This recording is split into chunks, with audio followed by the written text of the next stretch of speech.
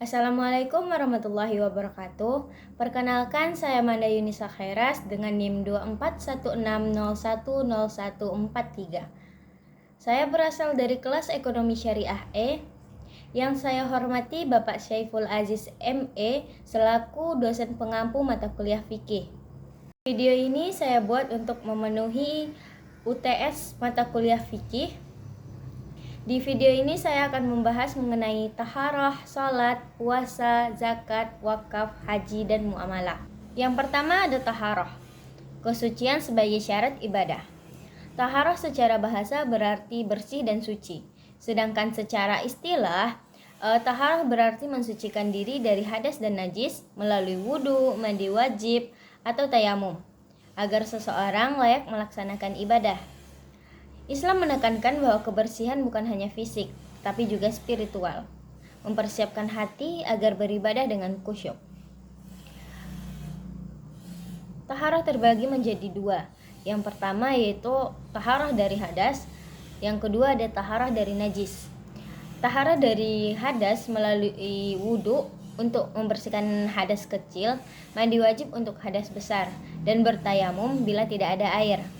Kalau kesucian dari najis atau taharah dari najis dengan menjaga kebersihan pakaian, tubuh, dan tempat ibadah.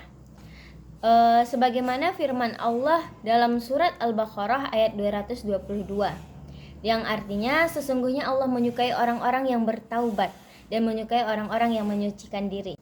Yang kedua ada salat. Salat merupakan tiang agama dan penghubung antara manusia dengan Tuhannya. Salat adalah serangkaian ucapan dan perbuatan yang dimulai dengan takbir dan diakhiri dengan salam. Dilakukan sesuai syarat dan rukun yang telah ditetapkan. Salat memiliki fungsi spiritual dan moral untuk mengingat Allah dan membersihkan jiwa dari dosa, mengendalikan perilaku agar terhindar dari perbuatan keji dan mungkar, serta menjaga keseimbangan hidup antara dunia dan akhirat. Sebagaimana Allah berfirman dalam surat Al-Ankabut ayat 45 yang artinya dirikanlah salat, sesungguhnya salat itu mencegah dari perbuatan keji dan mungkar. Yang ketiga ada puasa. Puasa itu menahan diri untuk meraih takwa. Puasa secara istilah berarti menahan diri dari hal-hal yang membatalkan, dimulai dari terbitnya fajar hingga terbenamnya matahari, disertai dengan niat kepada Allah Subhanahu wa taala. Tujuan puasa bukan hanya menahan lapar dan haus, tetapi juga melatih ketakwaan, kesabaran, dan pengendalian hawa nafsu. Puasa melatih kita untuk mengendalikan diri dari dalam menghadapi godaan dan ujian kehidupan. Sebagaimana firman Allah dalam surat Al-Baqarah ayat 183 yang artinya, wahai orang-orang yang beriman, diwajibkan atas kamu berpuasa sebagaimana diwajibkan atas orang-orang sebelum kamu agar kalian bertakwa. Yang keempat ada zakat, penyucian harta dan pemberdayaan umat. Zakat berasal dari kata yang berarti bersih dan tumbuh. Zakat adalah kewajiban bagi setiap muslim untuk mengeluarkan sebagian harta kepada yang berhak sesuai dengan ketentuan syariah. Zakat memiliki dua dimensi penting. Yang pertama spiritual, membersihkan jiwa dari sifat kikir dan tamak. Yang kedua sosial, membantu pemerataan ekonomi dan mengurangi kesenjangan. Jenis zakat terbagi menjadi dua, zakat fitrah dan zakat mal. Zakat fitrah dikeluarkan setiap bulan Ramadan sebagai bentuk penyucian jiwa, sedangkan zakat mal dikenakan kepada harta seperti emas, uang, ternak, dan penghasilan dagang. Allah berfirman dalam surat At-Taubah ayat 103 yang artinya, ambillah zakat dari sebagian harta mereka, dengan zakat itu kamu membersihkan dan menyucikan mereka.